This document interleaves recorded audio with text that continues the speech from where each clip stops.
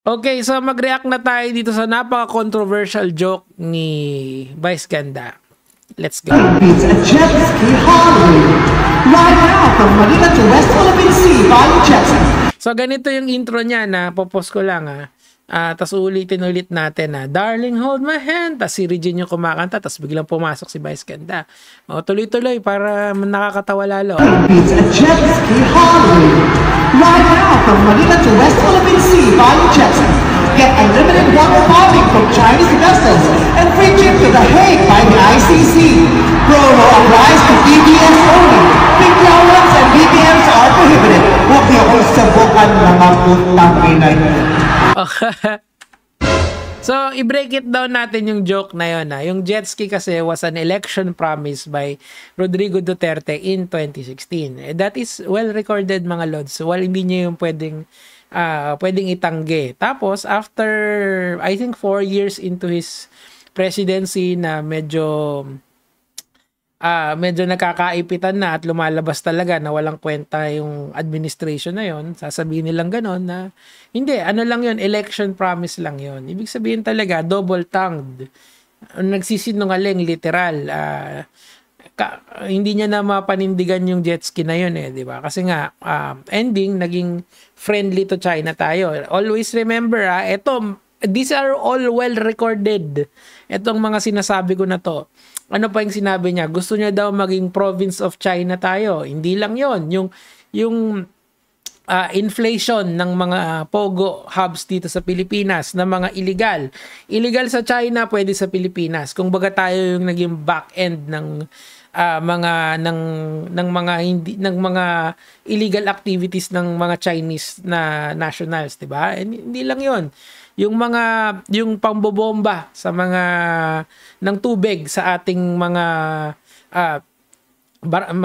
barko sa West Philippine Sea, that is an occurring thing hanggang ngayon, ginagawa pa rin 'yon. Ang point ko rito is that hindi nagtong joke na to, may pinanghugutan na totoo yan. Hindi yan galing sa kung saang paninira, hindi yan invento tulad ng mga ginagawa ng mga DDS. It's not even fake news, it's literally satire. This is the perfect example of satire. Bakit nagagalit kayo? Sabi dito sa caption na to, hinanap ko talaga tong video na to, yung DDS Free trip sa The Hague, Vice Ganda. Talaga ba? Grabe pagpapatawag, gagamitin talagang ibang tao para makapag-joke lang. Actually, hindi naman ibang tao yan. Si Duterte yan, si Rodrigo Duterte yan. Biggest public figure yan dito sa Pilipinas. Na yung mga sinabi ni Vice Ganda is actually tethered to reality. Totoo lang yun. Sa real talk lang yun. Ano nga? Of course, alam naman natin na it's a joke, it's a satire. So, pero yung pinanghuhugutan nun came fundamentally from reality that this man promised. Nagagalit sila yung free trip to The Hague. Talaga naman libre naman talaga yung totoo naman Di ba totoo naman talaga na libre yung papunta doon ni Digong, libre lang.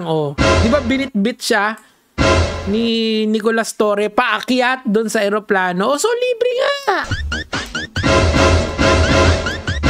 Ang daming DDS na na-trigger. Tapos mamaya i-cover natin isa-isa yung mga DDS vloggers kasi kanya-kanyang sila, kanya-kanyang damage control sila. Pero etong si Vice Ganda kasi nakakatuwa Nakakatuwa yan dahil wala ganun talaga ganun talaga ang pangbubuske kaso look at the other side din naman ng storya.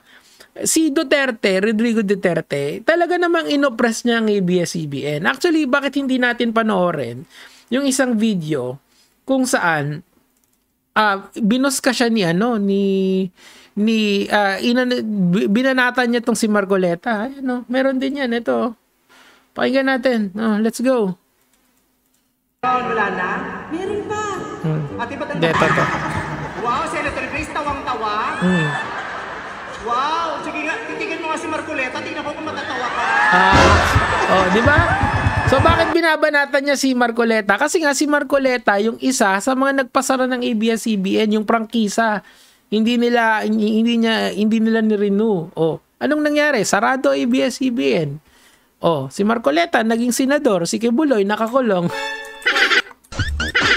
'Di ba? Meron talagang concerted effort para cornerin ang ABS-CBN at para mawalan ng trabaho yung mga kagaya ni Vice Ganda. Pero sabi nga ng ABS-CBN, sila ay survivor from day one, 'di ba?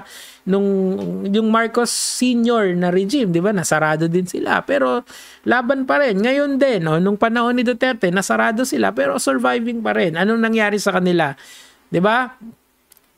Si Marcoleta at saka ilan sa mga kakamping kongresista nitong si Duterte actually pressured or na isarado ang ABS-CBN. Of course, sila yung incumbent nun malakas sila sa Congress.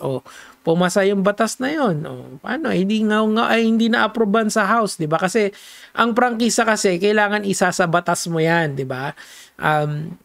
So, pagka hindi rin ratify sa House yan, hindi yan aakyat sa Senate and hindi rin yan mapipirmahan ng executive branch, di ba? Ending kailangan pipirmahan ni Duterte yan. Ibig sabihin, doon sa Senate, sa Congress pa lang, pinatay na nila kasi puro kakampiyan ni Duterte, di ba? Naalala ko yan, kinover ko kasi ito And ako, pinredict ko na pag wala na si Duterte, babalik na yan. Kaso anong nangyari? Hindi, wala. Sarado hanggang ngayon. So anong nangyari sa kanila? They tried to survive. How? Una muna, syempre, nagtanggal sila ng sandamakmak na empleyado.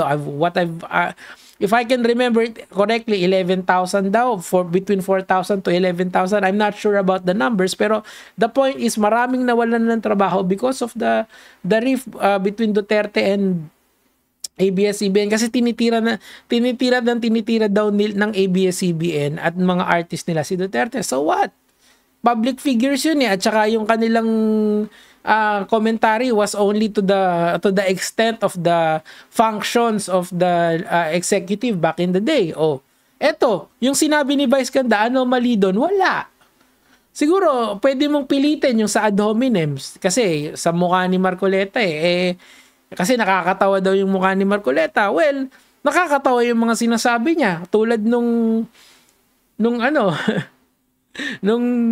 yung wala daw West Philippine Sea. Yun, nakakatawa yun. Meron 'di ba? We all agree that there is a West Philippine Sea. Di naman lahat yun yung inaangkin natin Yung certain lang na malapit sa atin Pero dun sa joke na yan, siguro hindi ako agree dyan. Pero dun sa mga Duterte jokes, I 100% agree. Palakpakan niyang si Vice Ganda. And mamaya mga Lods, titipunin ko muna lahat ng pagre-reactan ko na DDS vloggers kasi sobrang umiiyak sila pare. Yung luha, tagaktak sa buka. Pero in fairness din naman kay Vice Ganda, pinarody niya din naman si BBM at saka si Digong, pinagbabati niya. So, merong siguro, pupuruan niya talaga yung mga DDS. Matik yon kasi pinuruan din sila di ba? Tit for tat. Yun lang naman yung sa akin for today, mga Lods.